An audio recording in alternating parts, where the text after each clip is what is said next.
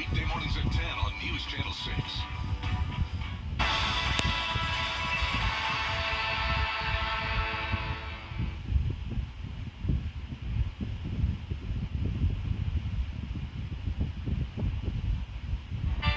Good Sunday morning. Another hot and humid day on tap with those afternoon thunderstorms bringing some heavy rain and lightning. More details on your forecast coming right up. Now on Good Morning Augusta, authorities are working to determine what led to a man's body being found in the Augusta Canal. We have the latest on the investigation. Plus, the conclusion for the fight for justice in the death of Ahmaud Arbery, what his family expects from the final sentencing, and how one school district is taking school safety to the next level. Details as your number one source for local weekend morning news starts right now. Live from Television Park, this is Good Morning Augusta on Wjbf News Channel 6. Well, good morning, sunshine. Thank you for joining us. It's great to see you. I'm Sean Cabbage-Stock. Coverage you can count on begins with authorities investigating a suspicious death. The Richmond County deputies responded and found a dead body in the Augusta Canal behind the Salvation Army Croc Center on Broad Street Saturday morning.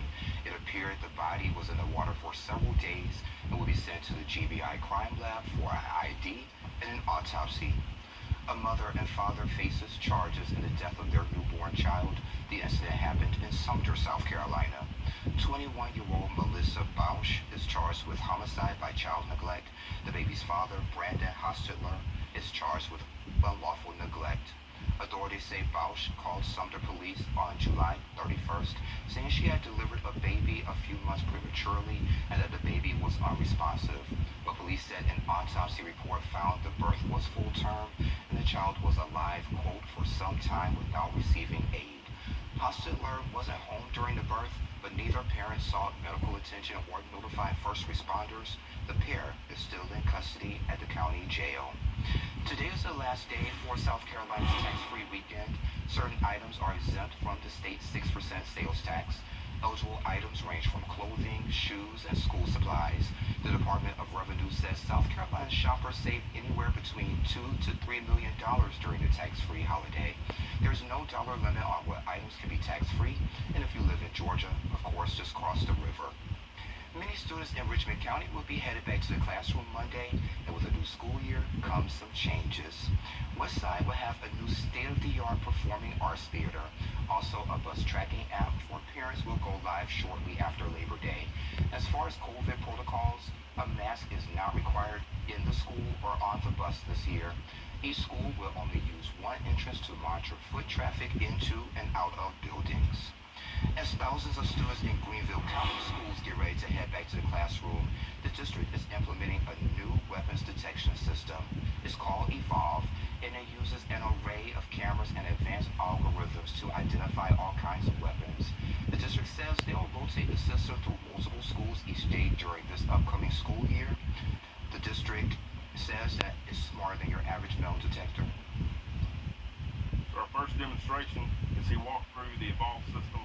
We get the red light on the machine, as I talked about earlier, as well as the target indicator box. It's the orange box you see on his person. And if you notice, as he moves through, the box is located at the rear, kind of towards the rear of his body.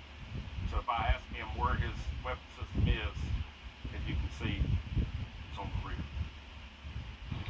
And the system costs $550,000 and will require another $7,000 to operate. One Florida school district is increasing safety measures with a system called Alert. It's designed to improve response times. Alert stands for Active Law Enforcement Response Training.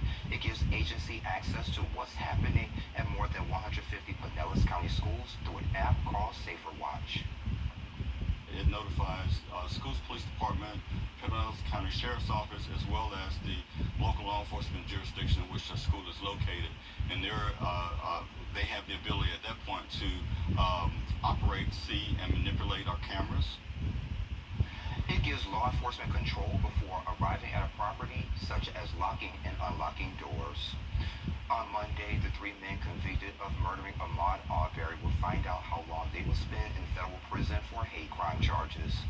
In February, a jury found Travis and Greg Michael, along with William Roddy Bryant, guilty of pursuing Arbery because of his race. Brian Ray sat down with the Arbery family before sentencing, which they say marks the final chapter for their fight for justice. That's an inspirational picture right there. Photos of Ahmaud sit next to the Arbery's kitchen table. A piece of him lives in every corner of their home. We're still trying to heal on Ahmaud, which we never will, because he just was unflexible. On Monday, the three men who murdered Ahmaud will find out how long they'll spend in federal prison for their hate crimes conviction. Judge Lisa Godby-Wood already denied a motion to dismiss the McMichaels charges, saying there isn't enough evidence to support the men targeted Ahmaud because of his race. In addition, Greg McMichael is asking the judge for leniency in his sentence. I look at how these men didn't think about his life, but they're trying to justify themselves now when they had time to think before they were reacting when I ran him down and gunned him down the street like that. Now they want us to have sympathy for them, for my family. We ain't got no sympathy for them. Monday will mark the end of the Arbery's battle in court to hold the men accountable, a fight that began the day Ahmaud was killed in late February of 2020. I thank God that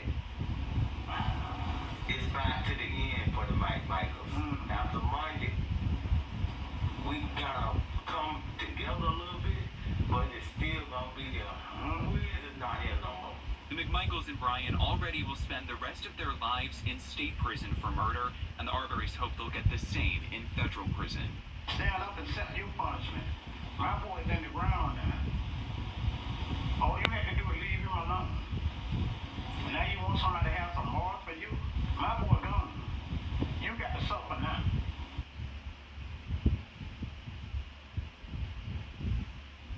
Switching gears just a little bit, time to check in with Jenna and the forecast. Jenna, good morning. Good morning, Sean. Well, just around an hour ago, it really was looking pretty unpleasant outside with all these low-level clouds. But now that the sun is shining, it's starting to peek through those clouds, and we're seeing some sunshine, and it's looking pretty nice outside on our Skyview Network at Doctors Hospital. Temperatures are in the low 70s, 73 at both Augusta and Allendale. Thompson, you're at 72, 72 as well in Swainsboro, 73 in Wrightsville, and 71 in Edgefield. So overall, anywhere from 70 to 73 degrees with those mostly cloudy conditions for now. Our winds are pretty light as high pressure sits over our area, just keeping some clouds but no showers. That's keeping us fairly dry.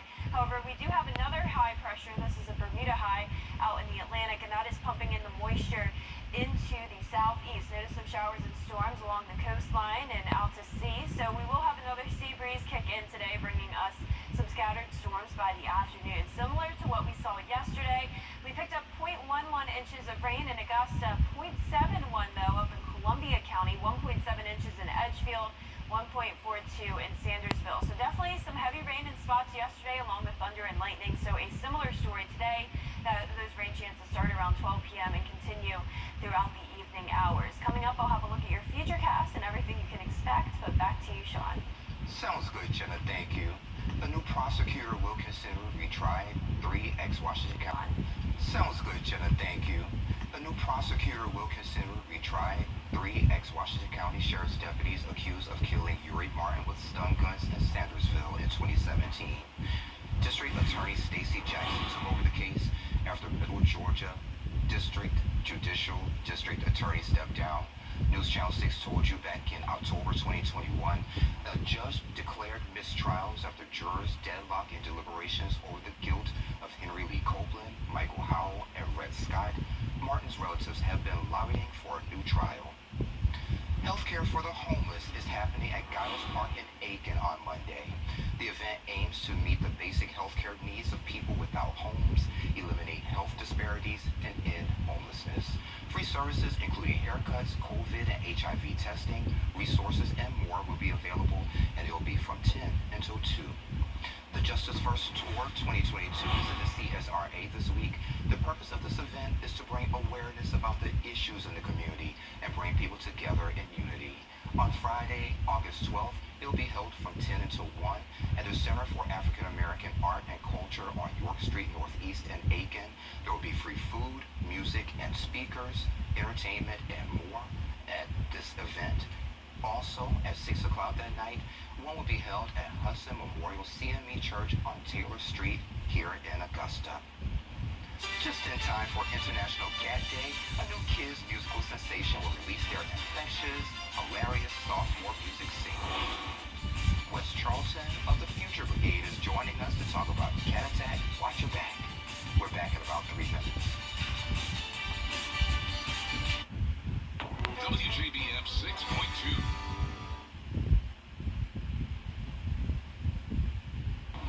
Tomorrow is International Cat Day, and a new kids musical sensation, the Future Brigade, will release their second single, Cat Attack, Watch Your Back. And joining me to talk all about it is Wes Charlton. Wes, thank you so much for joining me today. You might have to watch your back with that cat in the background. That's right. I got a whole team behind me keeping an eye on me. But thanks for having me on the show, Sean. No problem, my friend. So, Wes, let's get right to it. What inspired you to create a kids group and to make the song Cat Attack, Watch Your Back? Well, it all started around the beginning of the pandemic, and my kids were cooped up and stir crazy, and my dog. We have a cat named King, and my daughter loves King. She's 9, and so I recorded Cat Attack as sort of a joke for her and her friends to laugh and dance to, and they loved it. And then I sent it to my manager because I rap on it, and I never rapped in my life before. I said, "You might think this is funny. You'll probably get a kick out of this." And next thing I know, we were talking, and we wanted to see if we could kind of take this to the next level, put some educational components into it, keep it fun, keep it relevant for grown-ups and kids both, and just go big on it, and get the word out, freak out, boogie down. I like that. So you're being silly, but it's also with a purpose. That's right. So Wes, you're encouraging kids to value animals. So how can kids bring these concepts into their daily lives? Sure. Well, I mean, in any kind of given moment, there's a lot of, in the world today, it's easy to do a lot of us versus them and othering, and in a way, this happens with humans across the world all the time, but it also happens here at home with all types of sentient beings and animals, and so, even if it takes a little bit of anthropomorphic cartoon, for a lot of people, they may not be exposed or think about animals in this way, not just as pets, but as actual sentient beings. So some of that's there, and some of it's just to have fun. What's your biggest hopes and aspiration for the group as a whole, the Future Brigade, going forward? Definitely. Well, the Future Brigade is really, its mission, as it were, is to really appeal to parents and grown-ups, meeting them where they are, just with quality, catchy music, presented in a way that's fun and entertaining. But we also, the trick though, is that we want to do the same thing with kids, and so there's a little bit of a balancing act where we want to meet the kids where they are too, not necessarily talk down to them, but treat them as equals. And that's a big part of it. And so really with the Future Brigade, we're trying to bring those two groups together, and kind of go worldwide with it, because we've got a whole bunch of songs, and it covers a range of topics from recycling to pets to kids at lunch in the cafeteria. That's going to be a good one. And there's a Yes Party. There's a Yes Party sleepover. Yeah, there's a Yes Party sleepover song. So we're just trying to go and reach as many kids and parents as possible, and adults, and just bring them together, help them maybe learn something, and while they're doing it, maybe they can freak out and jam. Sounds good to me. And folks who want to listen to your music or get in touch with you on social media, what's your handles? How can they do that? It's just the Future Brigade, Instagram, same thing with Facebook. We're online, futurebrigade.com, westcharltonmusic.com. We're on all social media platforms. Both singles for the Recycle song and Cat Attack are now universally available everywhere you can stream. The videos on YouTube, and also social media. So definitely check it out. I like it, my friend. Well, thank you for joining us today. I really do appreciate it. Thanks so much. Thanks for having me. No problem. And we'll be right back.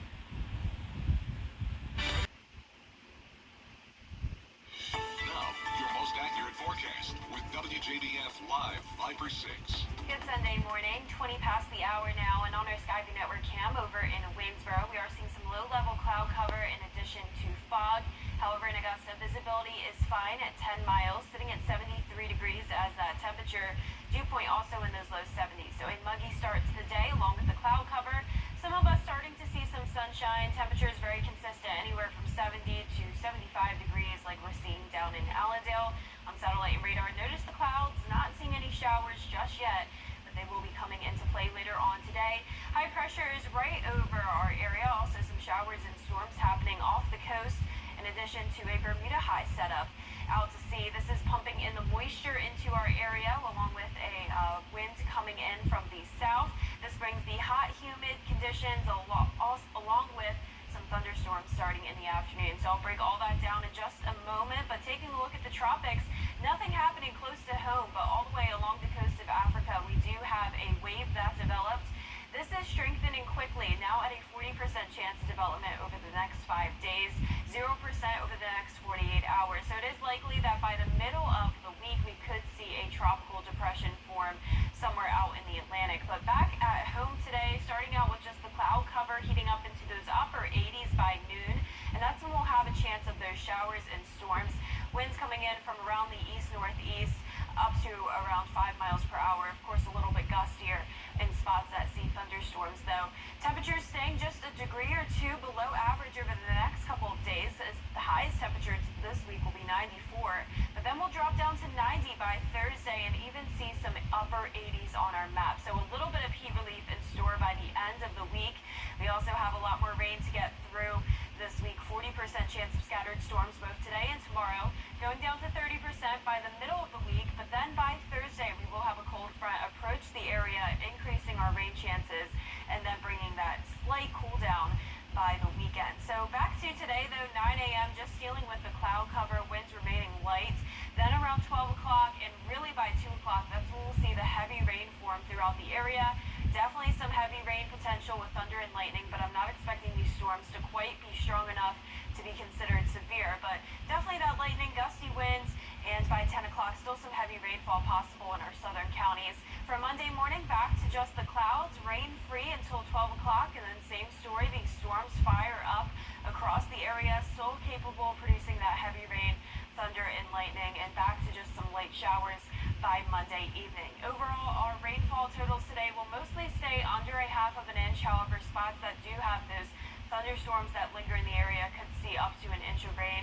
Most of this rain I expect to be in some of our western and northern counties, not as much so in the Augusta area. Highs today will be in the low 90s and for tonight into the low 70s. Our 10-day forecast showing those chances of rain each day, scattered storms for today and tomorrow. Then as we go into Wednesday, we will get up to 94 degrees, but that will be our hottest temperature this week, as temperatures will then fall into the upper 80s to low 90s to finish off the week. So relief from the heat later this week. Yes, along with the rain, so I think we can do it. Yeah. Thank you, Jenna. Check this out. A popular meme is under lock and key. It's what's trending, and it's next. Season tickets are on sale now. USC Aiken's Cultural Series at the Etheridge Center. For tickets, visit etheridge.usca.edu or call 803-641-3305.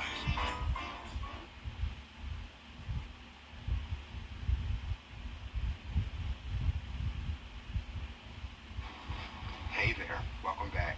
Companies are desperate to lure and retain Generation Z employees right now, and they're offering a lot of perks. The New York Times just did a big report on this. The perks include free therapy for workers and members of the workers' family, a 4-day work week, the chance to work anywhere in the world, the ability to bring your pets with you to the office, as well as retreats in the Hamptons, just to name a few.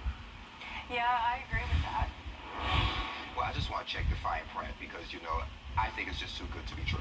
That's true, yeah. It may be. Yeah. Well, take a look at this. Drugstores in New York City are seeing a rise in shoplifting. So they're putting some strange items under lock and key. Things like spam are now in anti-theft containers to keep people from stealing it. Shoppers have to ask for it, even though there are plenty of expensive canned goods that don't get stolen.